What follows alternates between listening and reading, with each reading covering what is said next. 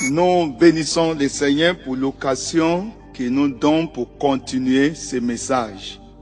Et comme nous l'avions fait, l'édition précédente ou bien les messages précédents, nous avons commencé par voir dans le livre des Nombres, le chapitre 21, et nous avons aussi regardé la version du Nouveau Testament dans le livre de Jean 3.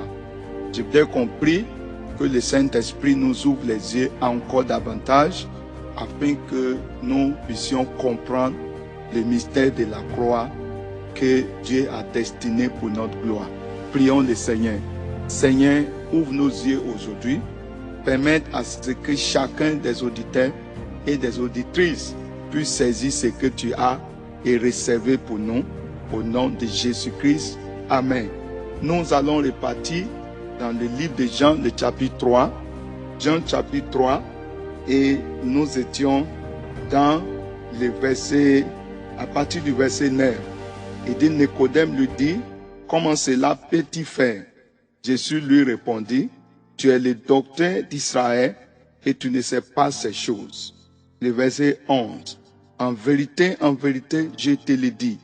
Nous disons ce que nous savons et nous rendons témoignage de ce que nous avons vu. Et vous ne recevez pas notre témoignage. Le verset 12. Si vous ne croyez pas quand je vous ai parlé des choses terrestres, comment croirez-vous quand je vous parlerai des choses célestes?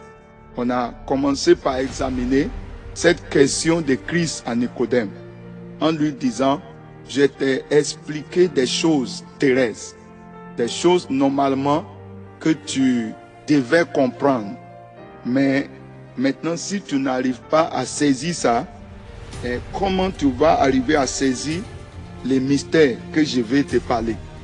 Donc, c'est une manière de dire à Nicodème que ce que je vais te révéler maintenant, ça ne vient pas de la terre, ça ne vient pas des hommes, ça ne vient pas par l'arrangement de la pensée humaine. Il a dit, et le verset 12 il dit, si vous ne croyez pas quand je vous ai parlé des choses terrestres, comment croirez-vous quand je vous parlerai des choses célestes? Le verset 13, personne n'est monté au ciel si ce n'est celui qui est descendu du ciel et le Fils de l'homme qui est dans le ciel. Le verset 14, il a dit, et comme Moïse éleva les serpents dans le désert. On a commencé par expliquer le verset 14 là. Quand il dit comme, le mot comme, vous comprenez que le mot comme, c'est un mot de comparaison de ce qui s'est passé. Déjà, quand il disait, comme Moïse éleva les serpents dans le désert. Et nous avons lu ensemble, chers frères et sœurs, chers auditeurs, nous avons lu ensemble l'histoire qui s'est passée, et l'histoire réelle, ce qui s'est passé dans le désert avec Moïse, les circonstances qui prévoyaient en ce moment-là. Vous vous rappelez bien qu'on a parlé que le serpent prudent, le serpent méchant, il était en train de mordre, il était en train de tuer les gens qui ont péché contre Dieu dans le désert. Et personne d'autre ne pouvait les délivrer. Dieu aussi, en parlant à Moïse, ne laissait pas donner des formules. Il ne les a pas donné des choses que l'homme peut faire. Il les a dit de fabriquer un autre serpent d'airain et placer ça à la pêche. Et que quiconque regardera ce serpent qui est placé à la pêche, il va conserver la vie. Et maintenant, Christ vient de dire la façon dont Moïse a élevé les serpents dans le désert là. Et que les peuples de Dieu ont regardé ça. Ils n'ont pas couru à gauche et à droite. Ils sont juste soumis à ce que le Seigneur a ordonné, à ce que le Seigneur a programmé. Et c'est ce que nous voyons comme Dieu est en train de nous parler d'un mystère. Un mystère, c'est ce que Dieu lui-même a scellé. Et c'est ce que Dieu est le seul capable d'ouvrir les sceaux, que Dieu lui seul est capable d'ouvrir pour nous. Donc, le Seigneur ici est en train d'ouvrir un sceau à Nicodème. Et il attend d'ouvrir cela à nous aussi. Il est en train d'ouvrir un mystère caché pour longtemps. Paul parlait, je pense dans le livre de Colossiens chapitre 1, nous allons y revenir. Il parlait des mystères qui étaient destinés pour notre gloire. Les mystères qui étaient cachés depuis des âges, mais qui est maintenant révélé. C'est ce mystère que Christ avait commencé à révéler à Nicodème. Il a dit, il faut de même. Quand vous voyez les mots, il faut de même. Il faut. Ça veut dire que ce que Moïse a fait dans le désert était comme un symbole quand il a placé un serpent d'airain sur la perche. Ce n'est qu'un symbole de la réalité que je dois obligatoirement accomplir, que je dois obligatoirement réaliser. Et il faut de même que le Fils de l'homme soit élevé. Mais le Fils de l'homme est élevé où? Le Fils de l'homme est élevé sur la croix. Le Fils de l'homme pendu à la croix. Ici, c'est des mystères de la croix que Jésus-Christ tentait un temps soit fait pour révéler à Nicodème. Pour dire la façon ça a été dans le désert lorsque les serpents méchants en train de tuer le peuple de Dieu à cause de leur péché. Moi, le Fils de Dieu, moi, le Fils de l'homme, membre du conseil du ciel, je viens pour vous révéler ce qui est la décision du ciel. La décision qui a été prise depuis la chute de l'homme pour que nous écrasons la tête du serpent. Je suis venu pour exécuter cette décision. Je suis venu sur la terre pour être pendu au bois afin que le projet du serpent qui morde les gens soit totalement démantelé, soit totalement fini par mon élévation sur la croix. Et j'ai voulu que nous partons dans le même livre de Jean. Nous allons voir la façon dont Christ parlait à ses disciples à la veille de la croix. Je voudrais que vous partez pour que nous lisons Jean le livre de Jean, le chapitre 12. Jean chapitre 12, vous aurez remarqué le passage de Jean 12. Lorsque Christ parlait de... la Bible parlait de comment les Grecs sont venus à Christ. La Bible parlait de comment Christ a reçu les Grecs dans le Jean chapitre 12. Juste pour continuer, pour toucher cet aspect de l'obligation. Christ parlait à Nicodème, il dit, il faut de même. C'est comme si la croix est un mystère obligatoire. C'était quelque chose qui doit se réaliser sur la terre. Et il a dit la façon dont Moïse éleva les serpents dans le désert, il faut de même. C'est la phrase qui touche beaucoup mon cœur.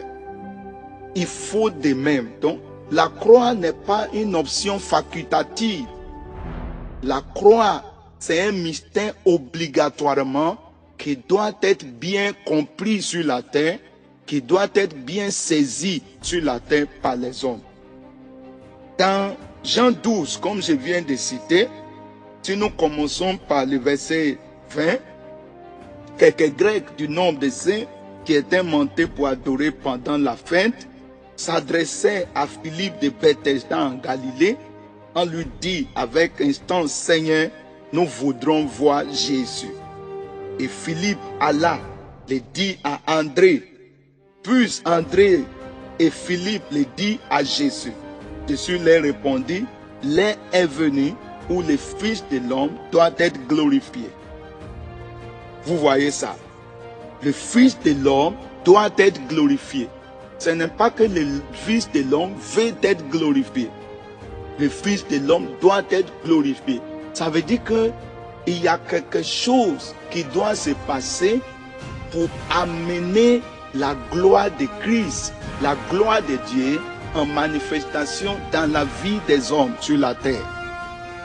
Et le verset 24, il dit, en vérité, je vous le dis, si le grain de blé qui est tombé en terre ne meurt, il reste seul. Mais s'il meurt, il porte beaucoup de fruits. Donc, on voit que la croix est un mystère de multiplication sur la terre.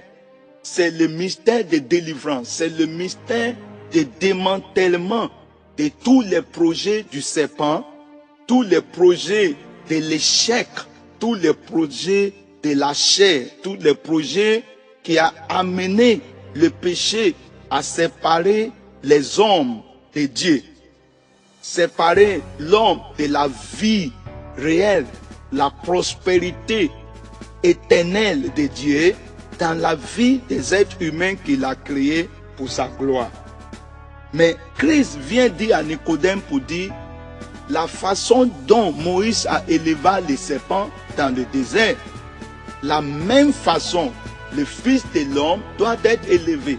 Cette fois-ci, ce n'est plus un serpent d'airain. Dans le désert, c'était le serpent d'airain que Moïse a élevé. Mais cette fois-ci, c'est le Fils de l'homme lui-même. Ce n'est plus l'ombre, ce n'est plus une ombre, mais c'est la réalité, c'est la manifestation de ce que le ciel avait prophétisé dans le désert, ou bien ils avaient manifesté au travers de Moïse. Mais on voit qu'il disait, le Fils de l'homme doit être élevé. Le Fils de l'homme doit être glorifié. Et il a dit, si le grain de blé qui est tombé par terre ne meurt, il demeure seul. Et quand je reviens au verset 27, Christ continue par parler, dit, maintenant mon âme est troublée. Et que dirais-je? Père, délivre-moi de cette heure. Délivre-moi de cette heure, c'est une question. Mais il répondait lui-même, mais c'est pour cela que je suis venu jusqu'à cette heure. Donc, c'est comme si l'heure de la croix, l'heure de l'élévation de Christ, c'était une heure précise que le ciel avait déjà décidé dans le conseil de Trinité. C'est une heure où le Fils de l'homme ne doit pas rater, ne doit pas manquer. Il a fait beaucoup de choses, il a fait des miracles, il a guéri les lépreux, il a donné la vue aux aveugles, il a ressuscité des morts. Mais, chers amis, si Christ avait été resté seulement dans tous ces miracles, sans être élevé à la croix, il n'aurait pas accompli les projets que le ciel attendait pour nos vies. Donc, la croix est une obligation. Qui que ce soit doit connaître la multiplication, la fécondité. Qui que ce soit doit connaître l'épanouissement spirituel, la délivrance de la puissance des ténèbres. Pas juste une délivrance qui est faite d'une façon décalage, comme on a l'habitude de le faire. Tu viens pour délivrance aujourd'hui, on prie pour toi, et demain tu reviens pour une autre délivrance. On prie pour toi la semaine là, et la semaine prochaine, quelqu'un d'autre vient te dire qu'il y a une malédiction des familles, des générations d'au moins 1970 qui est encore sur ta tête. Et tu parles de délivrance en délivrance sans vraiment connaître la paix et connaître la joie céleste. Dieu dit, si l'homme doit connaître la délivrance permanente dans sa vie, la gloire réelle et la multiplication des vies, et même dans le ministère, la croix devient une obligation. Si nous devons avoir le Christ glorifié dans notre vie, le Christ exalté dans son Église. Sinon, nous allons avoir une vie qui produit les fruits, une vie qui ne demeure pas seule. Parce que la façon dont Christ, le Fils de Dieu, parlait, quand il manifestait ou bien il nous montrait l'obligation que implique sa mort, son élévation comme le serpent d'airain là, qui a été élevé par Moïse. Quand Christ nous montrait cela et il manifestait cela à Nicodème, c'est comme s'il n'y a pas d'autre solution à part ça. Si nous allons avoir dans l'Église la grâce et la multiplication durable, l'efficacité des vies et du ministère, la multiplication des disciples qui sont des disciples véritables de Christ, qui vivent la vie du ciel sur la terre, la croix est une obligation. La croix n'est pas quelque chose inventé, quelque chose qu'on peut se passer, mais c'est une obligation. Et Christ dit, c'est pour cette heure que je suis venu. Ça veut dire quoi ça? Ça veut dire qu'il y a beaucoup d'heures dans le ministère, dans la vie de Christ, qui me semblait comme si ce n'était pas à cause de cette heure-là qu'il était là. Mais quand l'heure d'être élevé sur la croix est arrivée, quand l'heure de mourir sur la croix était venue, Christ a dit, c'est pour cette heure que je suis venu. C'est pour cette heure que je suis venu. Et il a dit, si cette heure n'est pas arrivée, si la mort n'a pas eu lieu, si la croix n'est pas amenée à l'évidence, il serait impossible que Dieu puisse avoir des fils. Vous aurez dû comprendre que jusqu'à le baptême de Jésus, c'était Jésus seul qui fut introduit comme le Fils de Dieu. Même Jean-Baptiste qui baptisait Jésus, on n'a pas présenté comme Fils de Dieu. On a dit à Jésus, lorsque Jésus sortait de l'eau des rivières de Jean-Baptiste, la Bible dit, le ciel a parlé. Voici mon fils unique, en qui j'ai toute mon affection. Écoutez-le. Ça veut dire que c'est Christ qui était le seul fils de Dieu, en qui Dieu a son affection, en qui Dieu a son plaisir. C'est lui seul qui avait la capacité pour aller au ciel et pour descendre du ciel. Tout autre personnage, même de l'Ancien Testament, ont été gardés et préservés dans le séjour des morts. Comment on va maintenant devenir fils de Dieu? La croix est la solution. La croix est le point de finition ou bien le point de mettre à la fin la vie d'échoue. La vie que le serpent peut mordre là. La vie qui peut être maudite, c'est à la croix, c'est fini. Et je voudrais aujourd'hui commencer par terminer ce moment dans le livre des Galates. Il y a beaucoup de points que nous pouvons voir dans l'efficacité de la puissance de la croix. Mais vous ne devrez pas oublier que Christ parlait de la croix pas comme l'une des solutions. Christ parlait de la croix pas comme l'une des choses qu'il doit faire. C'est pas comme si il doit guérir malade et puis aussi après d'avoir guéri malade, il va juste mourir un peu pour ajouter à ça. Non. La mort pour Christ était la seule solution pour délivrer l'humanité. La mort pour Christ était même la seule solution pour qu'il puisse se multiplier pour avoir beaucoup de Christ. Et c'est pour ça que vous allez remarquer, c'est quand Christ est mort et ressuscité que le projet pour avoir beaucoup d'enfants qui doivent être appelés fils de Dieu est manifesté. Personne ne peut devenir en réalité le fils de Dieu si ce n'est pas la croix.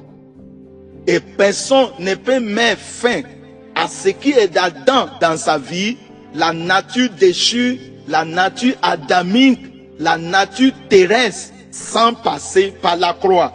Et Christ savait ça. Personne ne peut terminer la malédiction familiale sans la compréhension de l'œuvre de la croix dans sa vie. Chers frères et sœurs, chers auditeurs, la raison pour laquelle beaucoup de gens parlent de délivrance en délivrance, c'est parce qu'on ne les a pas révélé la croix.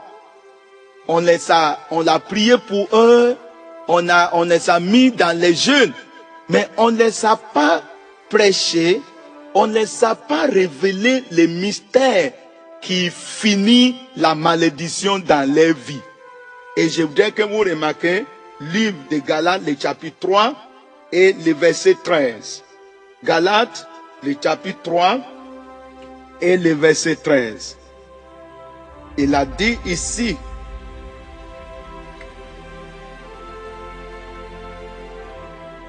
Christ nous a rachetés de la malédiction de la loi, étant devenu malédiction pour nous, car il est écrit, maudit est quiconque est pendu au bois. Est-ce que vous voyez ça? Comment Christ a terminé la malédiction dans nos vies une fois pour toutes? C'est en devenir lui-même malédiction pour nous. Vous devez savoir que quelqu'un qui meurt sur la croix, c'est une personne maudite par Dieu. C'est une personne pas seulement maudite par Dieu, mais maudite par toute la nation. Quand on amène quelqu'un pour le crucifier, tout le monde dans les quartiers, tout le monde autour mettait tous les problèmes sur lui. On dit, ah, c'est un criminel de criminels. Donc Christ allait sur la croix. C'était la sagesse de Dieu pour ramasser toute malédiction qui est sur nos vies, pour aller crucifier et finir ça à la croix. C'est pour ça, Dieu, par Jésus disait à Nicodème, de même que Moïse éleva les serpents dans le désert, il faut de même, si les hommes vont expérimenter une vie de liberté totale et véritable. Une vie qui ne va pas dépendre de l'imposition des mains à chaque minute. Une vie qui ne va pas dépendre de son énergie pour pouvoir accomplir ce que Dieu voudrait qu'il accomplisse sur la terre. Quelle est la solution pour parvenir à cette vie, à cette efficacité? C'est la croix. C'est la croix, c'est la révélation de la croix qui libère totalement de la malédiction. Et je voudrais vous dire, chers auditeurs, depuis que j'ai compris l'œuvre de la croix, aucune malédiction ne marche dans ma vie. Ça ne peut pas. Quel que soit d'où vient ou provient ces malédictions, ça ne peut plus marcher concernant ma vie. Pourquoi? Parce que j'ai vu Christ qui est allé à la croix pour moi. Il dit, maudit est quiconque est pendu au bois. Et nous savons, auditeurs, auditrices, que celui qui est pendu au bois pour nous, c'est Christ. Et il a été maudit à notre place.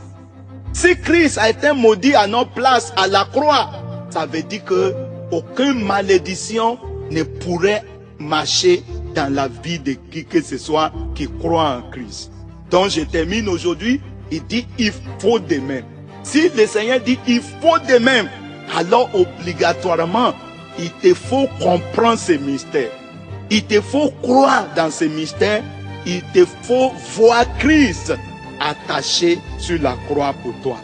Je prie que cette révélation nous parvienne, que cette révélation te parvienne, de voir que Christ a été maudit pour toi, pour voir que Christ a pris ta maladie, pour voir que Christ a même pris ta mort.